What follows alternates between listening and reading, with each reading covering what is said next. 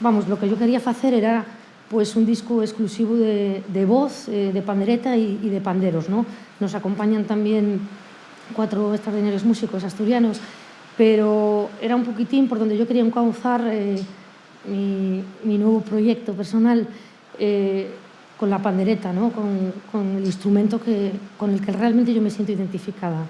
Vais a poder encontrar pues, un grupo de pandereteras cantando en asturiano, un montón de ritmos muy diversos y sobre todo pues, una manera yo creo que muy fresca, ¿no? de interpretar la música asturiana y sobre todo renovadora y avanzada, digamos.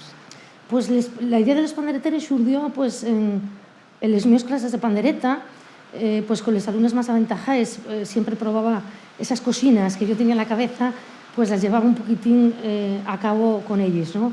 Y de ahí pues esa selección de alumnas son lo que ahora conforman les pandereteres. Yo creo que es muy importante porque la pandereta lleva un instrumento puramente femenino en la historia de la mujer en Asturias, es muy importante.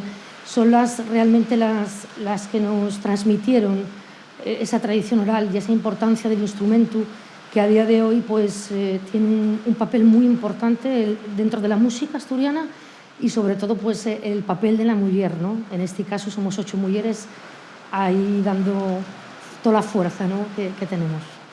Sí, yo llevo toda mi vida dedicada a este instrumento y siempre hubo muchísimo interés. Quizás ahora hay más agrupaciones, por eso de ahí que dicen que hay un boom, ¿no? Yo creo que es que hay más agrupaciones y mucha más gente interesada en la pandereta. En las escuelas de música hay listas de espera, ¿no? Es un instrumento que requiere ya, pues, o tiene tanta importancia como el resto de instrumentos tradicionales, ¿no?